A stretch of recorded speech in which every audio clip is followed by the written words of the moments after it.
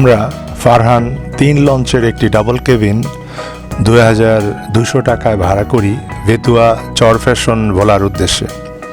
প্রতিদিন রাত ৮টায় সদরঘাট থেকে বেতুয়া লঞ্চঘাটের উদ্দেশ্যে লঞ্চ ছেড়ে যায়। পরের দিন সকাল ৭টা থেকে ৮টার মধ্যে বেতুয়া লঞ্চঘাটে পৌঁছায়। সেটা অবশ্য লঞ্চের গতি, পণ্য সামগ্রী ওঠানামানো আর জোয়ার ভাটার উপর নির্ভর করে। কোনো প্রাকৃতিক দুর্যোগ দেখা দিলে অবশ্য লঞ্চ চলাচল বন্ধ থাকে। রাতে সদরঘাটের লঞ্চগুলো দেখতে খুবই প্রাণবন্ত লাগে। মানুষের বাড়িতে ফেরার আনন্দ দেখতে খুবই ভালো লাগে। কিছু মানুষকে দেখা যায় নৌকায় চড়ে লঞ্চে উঠতে, যা খুবই বিপজ্জনক। তাতে মাঝে মাঝে বিভিন্ন দুর্ঘটনার সৃষ্টি হয়। তাদের কাছে জীবনের চেয়ে সময়ের মূল্য অনেক বেশি। রাতে লঞ্চ থেকে অন্ধকারে নদীর সৌন্দর্য দেখতে খুবই ভালো লাগছিল। ঘুম থেকে উঠে নদী আর নদী পাড়ের গ্রামের দৃশ্য দেখতে খুবই ভালো লাগছিল। ভোর রাতের দিকে বৃষ্টি হওয়ায় তাপমাত্রা অনেক কম ছিল। আমরা দেখতে দেখতে বেতুয়া লঞ্চঘাটের কাছেই পৌঁছে গিয়েছিলাম।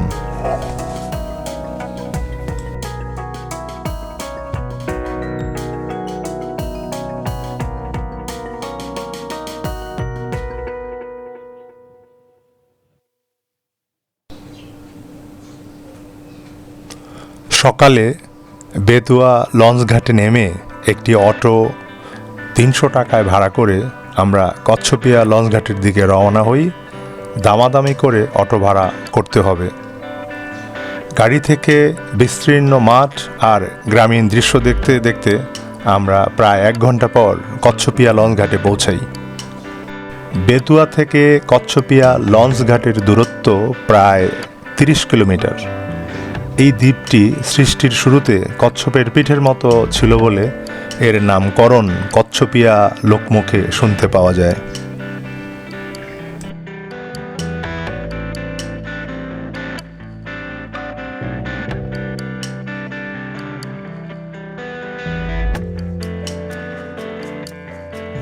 আমরা একটি ট্রলারে জনপ্রতি ৭০ টাকায় কচ্ছপিয়া লঞ্চঘাট থেকে চর কুকরিমুকরি যাওয়ার উদ্দেশ্যে উঠে পড়ি। কচ্ছপিয়া থেকে লঞ্চ বা ট্রলারে নদীপথে যাওয়ার সময় দুই পাশের অপরূপ দৃশ্য, বিশাল মেঘনা নদী আর বিভিন্ন আকারের ছোট বড় চরের দৃশ্য দেখতে খুবই ভালো লাগে। বঙ্গোপসাগরের কোল ঘেঁষা তেঁতুলিয়া নদী পার হয়ে চর কুকরিমুকরি দ্বীপে যেতে হয়। বনের বুক চিরে বয়ে চলা ভারানি খাল দিয়ে নৌকা ভ্রমণ সত্যি রোমাঞ্চকর। খালের আশেপাশের শান্ত পরিবেশ আর বন্য প্রাণীর ডাক পর্যটকদের মুগ্ধ করে। বনের ভেতরে রয়েছে সুন্দরী, গেওয়া, পশুর, কেওড়া, বাঁশ ও বেতের গাছপালায় পরিপূর্ণ। কচ্ছপিয়া থেকে যাত্রা শুরু করে আঁকাবাঁকা নদী দিয়ে যাওয়ার সময় দুপাশে সবুজ ম্যানগ্রোভ বন বা সুন্দরবনের আমেজ পাওয়া যায়, যা ভ্রমণকে স্মরণীয় করে তুলবে।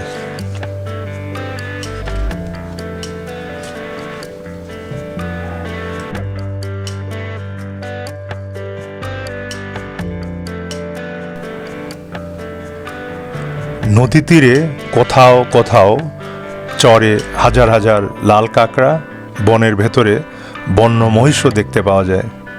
এছাড়া হাঁস ও বিভিন্ন প্রজাতির পাখিও দেখা যায়।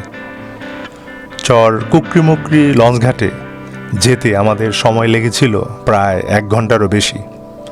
চর কুকরিমুকরিতে গ্রামীণ সিম ছাড়া অন্য কোনো মোবাইল কোম্পানির সিম কার্যকরী নয়, অর্থাৎ নেটওয়ার্ক নেই। এখানে আসলে গ্রামীণ সিম থাকলে ভালো হয়।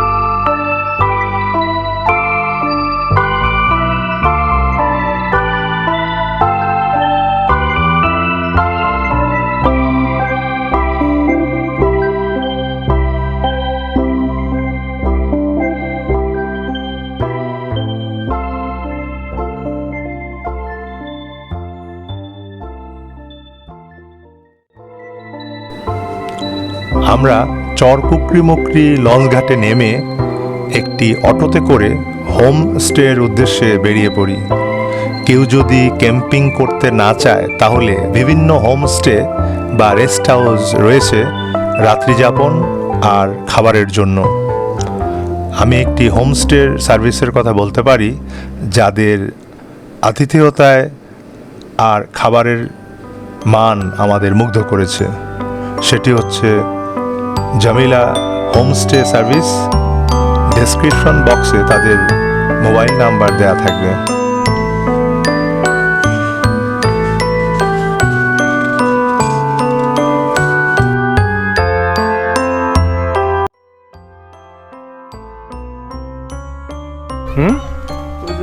ওইসব লোকও যাইবে কারা? সবই পর্যটক। শীতকালে তো মানে প্রচুর পর্যটক আসে। এখন তো ওই যে এই সময়টা তো অসময় তো।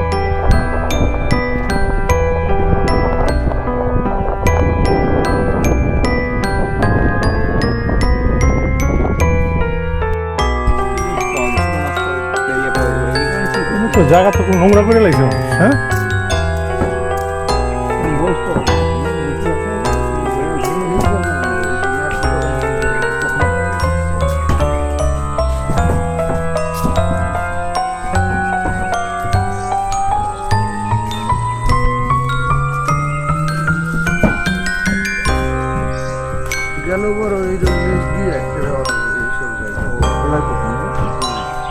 ভালো তো। তারপরে কিছু দুষ্টু দেখবেন ভাইয়া ফেলাইবে ওগুলা, বুঝছেন? এইটা ঠিক মতো না বসলে জোরে যদি পারা দেয় না দুজন ফাইটে যাবে। হ্যাঁ হ্যাঁ, মোটা কাঠ দিলে ভালোই তো। কাঠ হলেও তো কয়েক বছর যাইতো। কাঠ মানে মজবুত কাঠগুলো আছে না, কাঠগুলো দিলে এই যে ভাঙা শুরু হইতেছে পিছনে থেকে। এই ফুলগুলো অনেক সুন্দর। এটা হলো যে বলই গাছের ফুল। বলই গাছের ফুল, বলই গাছ। বলই গাছ না?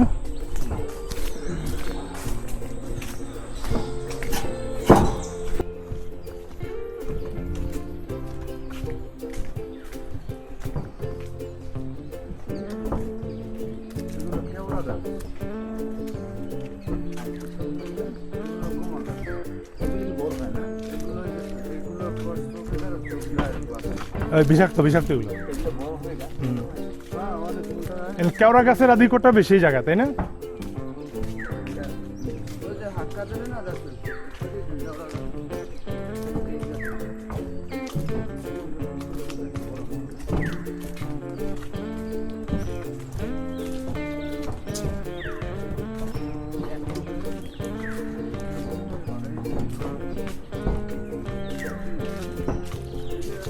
এটা মেঘনা। মেঘনা এটা মিলছে বঙ্গোপসাগরের সাথে। এটা বঙ্গোপসাগরের কাছে, মোহনার কাছে।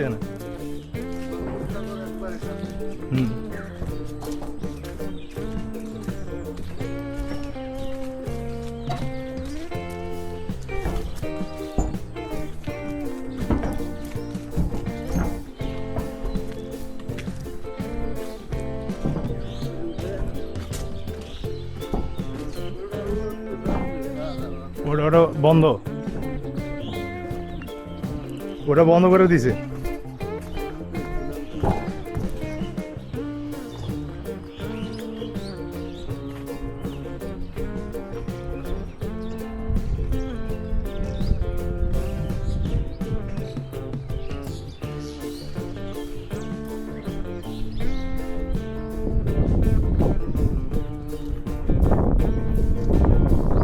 নারিকেল বাগানের কি শুরু এখান থেকে? না পরে যেতে ও হ্যাঁ হ্যাঁ, ওই ঘাট, ওই নৌকা দিয়ে পারিতে ওইটা।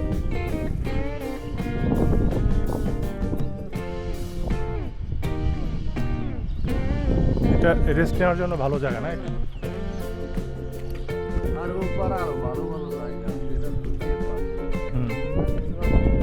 হ্যাঁ বুঝছি, এটা তো ছবিতে দেখছি এগুলা।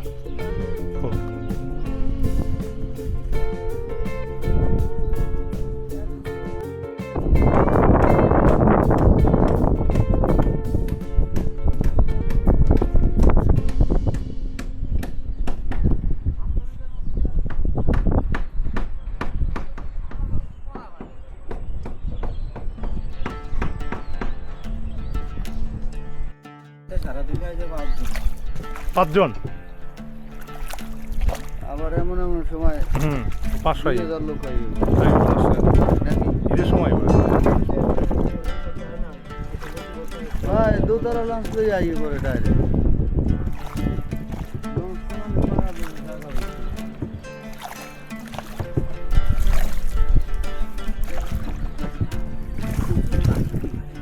পাখি আছে। ভাই আপনি তো আছেন নাকি আমার সহজে দিয়ে দেবি না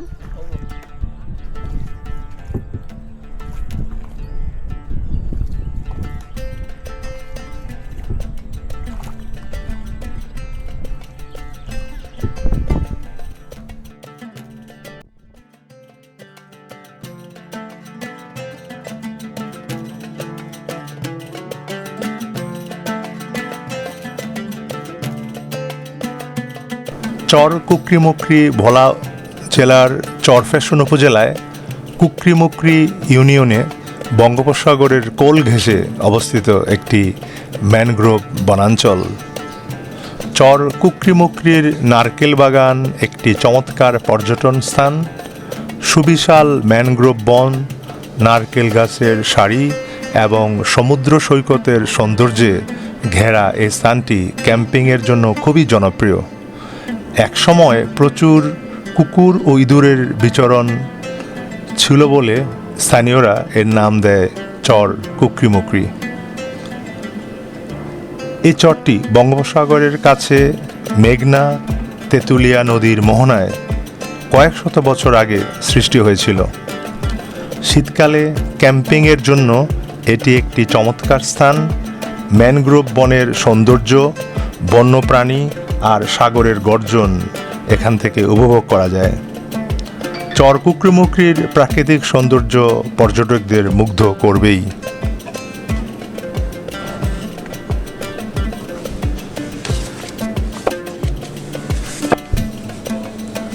চর কুকরিমুকরি বন্যপ্রাণীর অভয়ারণ্যে চিত্রা হরিণ, বানর, শিয়াল, উদবিড়াল, বন্য মহিষ, বনমোরগ আর নানা প্রজাতির পাখি দেখা যায়। এখানকার সমুদ্র সৈকত খুবই পরিষ্কার আর শান্ত। সূর্যাস্ত ও সূর্যোদয়ের অপূর্ব দৃশ্য এই চর থেকে উপভোগ করা যায়।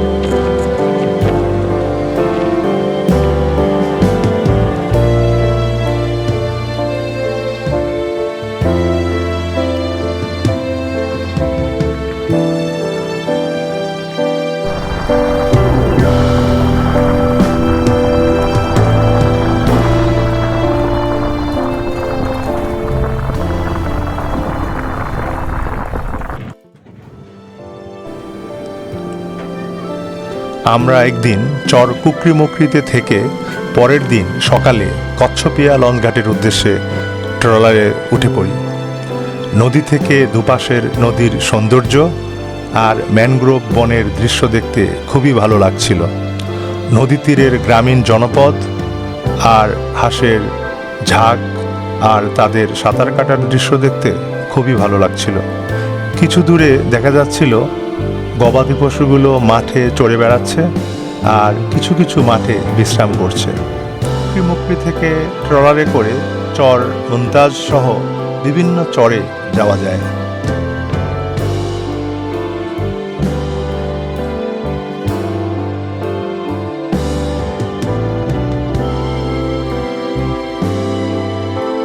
যে স্পিড যাইতে কি 2 ঘন্টা লাগবে না? কত লাগবে? 1 ঘন্টার মতো লাগে আর কি, 1 ঘন্টা 10 মিনিট।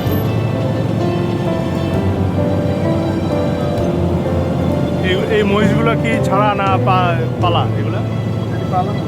পালা বস না? এরা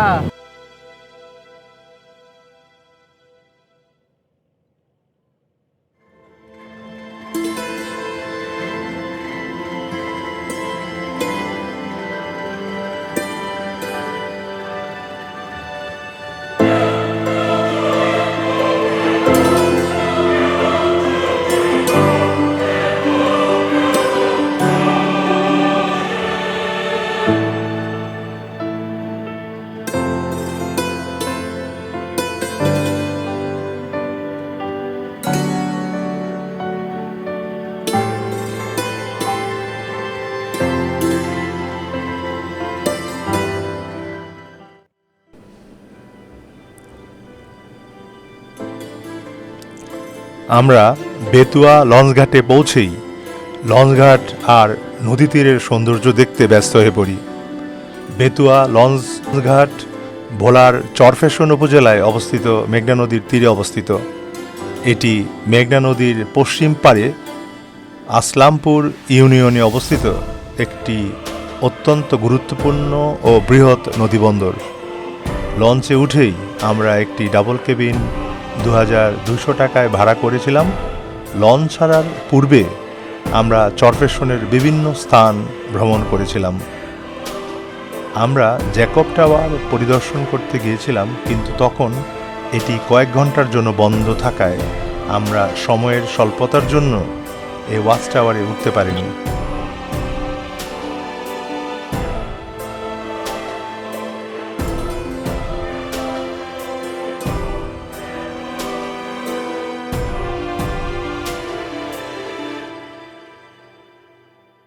বিকেল প্রায় 5টায় লঞ্চ ছেড়ে দিয়েছিল সদরঘাটের উদ্দেশ্যে। লঞ্চ থেকে নদী আর নদী তীরের প্রাকৃতিক সৌন্দর্য দেখতে খুব ভালো লাগছিল। সুন্দর একটি সূর্যাস্তের দৃশ্য দেখতে দেখতে আমরা মুগ্ধ হয়ে পড়েছিলাম। পরের দিন ভোরে আমরা সদরঘাট লঞ্চ টার্মিনালে পৌঁছেছিলাম। সময় ও সুযোগ পেলে আবারও চর কুকরি মুকরি বেড়াতে যাব। এই ভ্রমণটি একটি মনে রাখার মতো ভ্রমণ ছিল।